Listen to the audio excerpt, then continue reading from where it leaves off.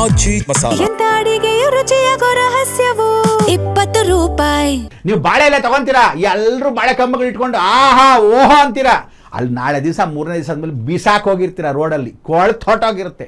ಬೂದ್ ಕುಂಬಳಕಾಯಿ ಕೊಡು ಅಂತೀರಾ, ಅವ್ರ ದೃಷ್ಟಿ ತಗೊಂಡಿರ್ತಾರೆ. ದೃಷ್ಟಿ ತೆಗೆದಿದ್ರೆ ನಿಮ್ಮನೆ ಆ ಲಕ್ಷ್ಮಿ ಏನು ಮಾಡ್ತಾಳೆ, ಬೂದ್ ಕುಂಬಳಕಾಯಿ ಅವ್ರ ಮನೇಲಿ ಪೂಜೆ ಮಾಡಿದಾಗ ದೃಷ್ಟಿ ಅವ್ರು ಹೋದಾಗ ಆ ಪಾಲು ನಿಮಗೂ ಸ್ವಲ್ಪ ಬರುತ್ತೆ. ನಿಮ್ಮ ಹೂ ಅವ್ರಿಗೆ ಹೋದರೆ ಆ ಪಾಲು ಅವಳು ಏನು ಪೂಜೆ ಮಾಡಿರ್ತಾರೆ, ಯಾರು ಪೂಜೆ ಮಾಡಿರ್ತಾರೆ ಗೊತ್ತಿಲ್ಲ, ಭಿಕ್ಷದವ್ರು ಪೂಜೆ ಮಾಡಿರ್ಬೋದು, ಅನುಕೂಲ ಇಸ್ತರೋರು ಕೋಟ್ಯಾಧೀಶ್ವರರು ಇರ್ಬೋದು, ಆ ಫಲ ನಿಮಗೂ ಬರುತ್ತೆ. ಸುಮ್ಮನೆ ನಾನು ವ್ಯಾಪಾರ ಮಾಡ್ತಾ ಇದ್ದೀನಿ, ತರಕಾರಿ ವ್ಯಾಪಾರ, ಹೂ ವ್ಯಾಪಾರ ಮಾಡ್ತಾ ಇದ್ದೀನಿ, ದುರಹಂಕಾರವಾಗಿ ಕಮ್ಮಿಗೆ ತೊಗೊಂಡ್ರೆ ಹೂನ ಅಷ್ಟೇ ಬೆಲೆಗೆ ಸ್ವಲ್ಪ ಲಾಭಕ್ಕೆ ತೊಗೊಳ್ಳಿ ಹೊರತು ಎಲ್ಲ ಇವತ್ತೇ ತಿನ್ಬಿಡೋಣ, ಹಬ್ಬದ ಊಟ ಮಾಡಿಬಿಡೋಣ, ನಾಳೆ ಸಿಗಲ್ಲ ಹಬ್ಬ ಅಂದ್ಕೊಂಡು ಮಾಡಿದ್ರೆ ನೀವು ಪ್ರಯೋಜನ ಇಲ್ಲ. ನಿಮಗೆ ಬೈದು ಯಾಕೆ ಹೇಳ್ತಾ ಇದ್ದೀನಿ ಅಂದರೆ, ಬುದ್ಧಿ ಹೇಳ್ತಕ್ಕಂಥವ್ರು ಯಾವತ್ತೂ ಜ್ಞಾಪಕ ಇಟ್ಕೊಳ್ಳಿ, ಭಗವತಿ ಅಂತಕ್ಕಂಥ ಒಬ್ಳಿಗೆ ಈ ಹೂನ ಹೋಗಿ ಸೇರಬೇಕು ಅಂದರೆ ಒಂದು ಮರದಲ್ಲಿ ಅಷ್ಟು ಹೂನ ಕಿತ್ಕೊಂಡು ಹೋಗಲ್ಲ, ಎಷ್ಟು ಬೇಕೋ ಅಷ್ಟು ಮಾತ್ರ.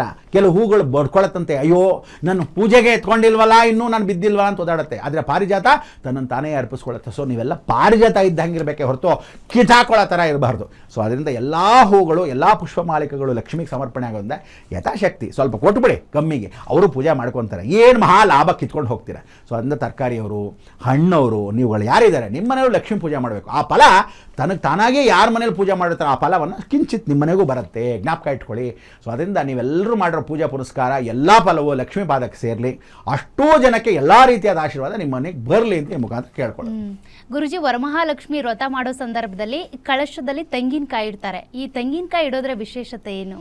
ತೆಂಗಿನಕಾಯಿ ಅಂತ ಆ್ಯಕ್ಚುಲಿ ಇಲ್ಲ, ಏನು ಸೌಖ್ಯ, ತೆಂಗಿನಕಾಯಿ ಅಲ್ಲ ಅದು. ಆ್ಯಕ್ಚುಲಿ ಏನು ಹೇಳುತ್ತೆ, ಬಿಂದಿಗೆ ಇಟ್ಟುಬಿಟ್ಟು ಪೂರ್ಣ ಫಲ ಅಂತ ಕರೀತಾರೆ. ಪೂರ್ಣ ಫಲ ಅಂದರೆ ಎಳ್ನೀರಿರುತ್ತೆ ಗೊತ್ತಾ ಮರ, ಆ ಮರದಲ್ಲಿ ಉತ್ತರಾಭಿಮುಖಕ್ಕೆ ಏನು ಬಂದಿರುತ್ತೆ ಹೊಂಬಾಳೆ, ಅಲ್ಲಿ ಬಂದಿರತಕ್ಕಂಥ ಎಳ್ನೀರನ್ನ ಕೆಳಗೆ ಭೂಸ್ಪರ್ಶವಿಲ್ಲ ಕಿತ್ಕೋಬೇಕು, ಅಥವಾ ಪೂರ್ವಾಭಿಮುಖಕ್ಕೆ ಬಂದಿರತಕ್ಕಂಥ ಕಿತ್ಕೋಬೇಕು, ಕೆಳಗೆ ಮುಟ್ಟಿಸ್ಬಾರ್ದು, ಅದನ್ನ ಎತ್ತಿಟ್ಕೋಬೇಕು. ಅದನ್ನು ಮೊದಲೇ ಎತ್ತಿಟ್ಕೊಂಡ್ಬಿಡ್ಬೇಕು, ಮನೇಲಿ ಎತ್ತಿಟ್ಕೊಂಡು ದೇವ್ರ ಮನೇಲಿ ಎತ್ತಿಟ್ಕೊಂಡು, ಓ ಇದು ನಾಳೆ ಕಲಶಕ್ಕೆ ಇಡಬೇಕು ಅಂತ ಇದನ್ನು ಕೆಂಪು ಬಟ್ಟೆಗೆ ಸುತ್ತಿಡ್ಬೇಕು. ನಾವು ಕೆಂಪು ಬಟ್ಟೆಯಲ್ಲಿ ಇಟ್ಬಿಟ್ಟು ಆ ಬಿಂದಿಗೆ ಮೇಲೆ ಇಡಬೇಕು, ಇಲ್ಲದ್ರೆ ನೀವು ಚೊಂಬು ಮೇಲೆ ಇಟ್ಟರೆ ಆ ಭಾರಕ್ಕೆ ದವಾರನ್ ಬಿದ್ದೋಗುತ್ತೆ. ಸೊ ಅದರಿಂದ ಇದು ವ್ರತದ ನಿಯಮ. ಸೊ ಏನು ಮಾಡ್ತಾರೆ, ಈ ಕಾಲದಲ್ಲಿ ತೆಂಗಿನಕಾಯಿ ಇಡ್ತಾರೆ ನೋಡಿ. ಯಾವತ್ತೂ ಕೆಲವು ಸ್ವಾಮಿಗಳಿಗೂ ಎಷ್ಟೋ ಜನ ಗೊತ್ತಿಲ್ಲ, ಯಾರ್ದಾದ್ರು ಮಠಕ್ಕೆ ಹೋದರೆ ಎಲ್ಲರೂ ಹಣ್ಣುಗಳು ಕೊಡ್ತಾರೆ, ಕೆಲವು ಸ್ವಾಮಿಗಳು ಹಣ್ಣಿಗೆ ಕೊಡಲ್ಲ. ಎಷ್ಟು ಪಿಸ್ನಾರಿಗಳು ಅಂದರೆ ಕೆಲವರು ಒಂದು ಅದರಲ್ಲಿ ಒಂದು ದ್ರಾಕ್ಷಿ ಕೊಡಲ್ಲ ಪಿಸ್ನಾರ. ನನ್ನ ಮಕ್ಕಳು, ನಾನು ಎಷ್ಟೋ ಜನಕ್ಕೆ ಬೈದೀನಿ ನೋಡಿ, ತಿಳ್ಕೊಳ್ಳಿ, ಯಾರಾದರೂ ಭಕ್ತರು ಬಂದರೆ ಹಣ್ಣುಗಳು ಕೊಟ್ಟರೆ ಅದರಲ್ಲಿ ಫಲ ಕೊಟ್ಬಿಡ್ಬೇಕು ನೀವು. ಆವಾಗಲೇ ಗುರುಗಳಿಗೆ ಭಕ್ತರಿಗೆ ಅನುಕೂಲ ಆಗೋದು, ಗುರುಗಳ ಆರೋಗ್ಯವಾಗಿರೋದು. ಕೆಲವರು ಗೊತ್ತೇ ಇಲ್ಲ ಹೆಂಗೆ ಕೊಡಬೇಕು ಅಂತ, ಒಂದು ಹಣ್ಣು ತೆಗೆದುಕೊಳ್ಳಲ್ಲ. ಕೆಲವರು ಕೊಡ್ತಾರೆ ಹಣ್ಣು, ಹೆಂಗೆ ಅಂದರೆ ತೆಂಗಿನಕಾಯಿ ಕೊಡ್ತಾರೆ. ನಿಮ್ಮ ಮನೆ ತೆಂಗಿನಕಾಯಿ, ನಿಮ್ಮ ಮನೆ ಕಾಯಿ ಆಗಲಿ ಅಂತ ಅರ್ಥ, ಹಂಗೆ ಕೊಡೋಂಗಿಲ್ಲ. ಅರ್ಥ ಆಯ್ತಾ? ಯಾವತ್ತೂ ಪೂರ್ಣ ಫಲಂ ಪ್ರಾಪ್ತಿ ಇರುತ್ತೆ, ಫಲನೇ ಕೊಡಬೇಕು.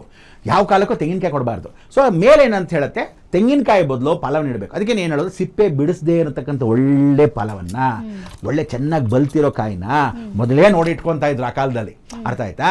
ಅದು ಕೆಡಬಾರ್ದು ಅಂತ. ಕೆಲವರು ಯಾಕೆ ಗೊತ್ತಾ ಕೆಟ್ಟೋಗೋದು, ಕೆಲವರು ಬೇಕು ಅಂತ ಹೊಟ್ಟೆ ಕಿಚ್ಚು ನೋಡಿ. ತಮಿಳಲ್ಲಿ ಹೇಳ್ತಾರೆ, ಕಲ್ಲಡಿ ಪಟ್ಟಾಲಂ ಕಣ್ಣಡಿ ಪಡಕೂಡ, ಅಂದರೆ ಕಲ್ಲೇಟು ಬಿದ್ರು ಕಣ್ಣು ದೃಷ್ಟಿ ಬಹಳ ಕಣ್ಣ. ಏನು ಸೌಖ್ಯ, ಮನೆ ಜೋರ ಕಟ್ಬಿಟ್ಟಿದ್ಯಾ ಅಂದರೆ ಸಾಕು, ಢಮಾರ ಅಂತ ಏನೋ ಗ್ಲಾಸ್ ಬಿಡೋದು, ಆ ಸೀಳೋಗೋದು, ಆ ಚೇರ್ ಮುರಿದೋಗೋದು, ಅಥವಾ ಏನಾದರೂ ಶೋಕೇಸ್ ಮುರಿದೋಗೋದು. ಯಾಕೆ ಹೇಳ್ತಾರೆ, ಕಣ್ಣು ದೃಷ್ಟಿ ಅಷ್ಟಿರುತ್ತಂತೆ. ಸೊ ಅಂಥದ್ರಲ್ಲಿ ಕೆಲವ್ರು ಏನು ಮಾಡ್ತಾರೆ ಗೊತ್ತಾ, ಹೊಟ್ಟೆ ಕಿಚ್ಚಿಗೆ ಈಚಾಗಿರ್ತಾರೆ, ಇನ್ನು ಮೂರನೇ ದಿವಸ ಬೇಕು ಅಂತ ಅರಿಶಿನ ಕುಂಕುಮಕ್ಕೆ ತೊಗೊಂಡ್ಬರ್ತಾರೆ. ನೀವಂಥ ಹೆಂಗಸರು ಯಾರಾದರೂ ಇದ್ದರೆ ಟಿ ವಿಲಿ ಈಗಲೇ ಎಚ್ಚರಿಸ್ತಾ ಇದ್ದೀನಿ, ದಯವಿಟ್ಟು ನಿಮ್ಮ ಮನೇಲಿ ನಿಮ್ಮ ಹೆಣ್ಣು ಮಕ್ಕಳು ಅಕಸ್ಮಾತ್ ಆ ದಿನಗಳಲ್ಲಿ ಅಕಸ್ಮಾತ್ ಮೈಲಿಗೆ ಆಗಿದ್ದರೆ ಅಥವಾ ಏನಾದರೂ ಆಗಿದ್ದ ಪಕ್ಷದ ದಿನಗಳು ಈಚೆ ಆಗಿದ್ದರೆ ದಯವಿಟ್ಟು ಇನ್ನೊಬ್ಬರ ಮನೆ ಕಾಲಿಡಬೇಡಿ. ನಿಮ್ಮ ಮನೇಲೂ ಹಬ್ಬ ಆಚರಿಸಬೇಕಾದ್ರೆ ದೂರ ಇಟ್ಟು ಅವ್ರನ್ನ ಕೂರಿಸಿ, ಇಲ್ಲ ಯಾರ್ದಾದ್ರೂ ಬೇರೆಯವ್ರ ಮನೆಗೆ ಕಳಿಸಿ. ಆದರೆ ಮೈಲಿಗೆಯಲ್ಲಿ ನೀವು ಮಾಡಿದ್ರು ಪ್ರಯೋಜನ ಇಲ್ಲ. ಕೆಲವರು ಏನು ಮಾಡ್ತಾರೆ ಗೊತ್ತಾ, ಬೇಕು ಅಂತ ಅವ್ರ ಮನೇಲಿ ಮೈಲಿಗೆ ಇದು, ಅಯ್ಯೋ ನಾನೇನೆಲ್ಲ ನಮ್ಮ ಮಗಳು ಈಚೆ ಆಗಿದ್ಲ ಅಷ್ಟೇ. ನಿಮ್ಮ ಮಗಳು ಈಚೆ ಆಗಿದ್ರೆ ನಿಮ್ಮ ಮಗಳು ಮುಟ್ಟಿರಲ್ವಾ, ತಗೊಂಬಂದು ನೀವು ತಿರುಗಿ ಇವ್ರು ಕಷ್ಟಪಟ್ಟು ಮಡಿಯಿಂದ ಪೂಜೆ ಮಾಡಿರೋ ಅರಿಶಿನ ಕುಂಕುಮದಲ್ಲಿ ನೀವು ಕೈ ಹಾಕ್ತೀರಾ, ಅಲ್ಲಿಗೆ ಮುಗಿದ ಕತೆ. ಇವ್ರ ಕುಂಕುಮ ಅಲ್ಲಿ ಹಾಕ್ತಾರೆ, ನೆಗೆದು ಬಿದ್ದೋಯ್ತು, ಕಲಶ ಕೆಟ್ಟೋಗುತ್ತೆ. ಸೌಖ್ಯ ಅಂದ್ರೆ ಹೌದು, ಎರಡು ಮನೆಗಲ್ಲ, ಅವ್ರ ಮನೆಗಿಂತ ನಿನ್ನ ಮನೆಗೆ ಎಫೆಕ್ಟ್ ಹೊಡೆದಿರುತ್ತೆ. ಬಟ್ ನೀನು ಬೇಜಾರು ಮಾಡ್ಕೊಂಡಿರ್ತೀಯ, ಆದರೆ ಶಾಪ ಎಲ್ಲ ಅವ್ರ ಮನೆಗೇನೆ. ಸೊ ಯಾರ ಮನೆಯಲ್ಲೂ ನೀವು ಅಕಸ್ಮಾತ್ ಇದ್ದ ಪಕ್ಷದಲ್ಲಿ ಹಾಗೆಲ್ಲ ಮಾಡಬೇಡಿ. ಮಾಡೋ ಹಾಗಿದ್ರೆ ಮನಸ್ಸಿಲ್ಲದೆ ಇದ್ರೆ ಮಾಡ್ಲಿಕ್ಕೆ ಹೋಗಬೇಡಿ, ಇನ್ನೊಬ್ಬರಿಗೆ ದ್ರೋಹ ಬಗೆಬೇಡಿ ಅಂತ ನಾನು ಮೂಲಕ ಸ್ಟ್ರಿಕ್ಟಾಗಿ ಹೇಳ್ತಾ ಇದ್ದೀನಿ. ಯಾಕೆ ಅನ್ನಿ, ಕೆಲವ್ರ ಮನೇಲಿ ಏನಾಗಿದೆ, ಆ ಕಾಯಿ 3 ದಿವಸ ಆದಮೇಲೆ ಕೊಬ್ಬರಿ ಮಿಠಾಯಿ ಮಾಡ್ಕೊಳ್ಳೋದು, ನಮ್ಮ ಮನೆ ಮಾತ್ರ ತಿನ್ನೋಣಪ್ಪ ಅಂತ ಮಾಡ್ಕೋಬೇಕು, ಅದು ಫಲ ಸಿಗುತ್ತೆ. ನೀನು ಅದು ಹೊಡೆದಾಗ ನೋಡು, ಕೆಲವ್ರ ಮೇಲೆ ಹೊಟ್ಟೆ ಎಲ್ಲ ಕೆಟ್ಟೋಗುತ್ತೆ. ಯಾಕೆ ಕೆಟ್ಟೋಗಿದ್ರೆ, ಅಯ್ಯೋ ನಮ್ಮ ಮನೆ ಕೆಟ್ಟೆ ಹೋಯ್ತು ತೆಂಗಿನಕಾಯಿ, ಏನು ಅಪಶಕನ ಇನ್ನು ಬಾಬಾ ಇವಳು ಅಳ್ತಾ ಇರ್ತಾಳೆ. ಯಾಕೆಂದರೆ ಒಂದು ತಿಂಗಳಿಂದ ಸಿದ್ಧತೆ ಮಾಡ್ಕೊಂಡಿರ್ತಾಳೆ, ವರಮಹಾಲಕ್ಷ್ಮಿ ಅಂತ. ಇಲ್ಲಿ ವರನೂ ಇಲ್ಲ, ಮಹಾಲಕ್ಷ್ಮಿನೂ ಇಲ್ಲ, ಲಕ್ಷ್ಮಿನೂ ಇಲ್ಲ.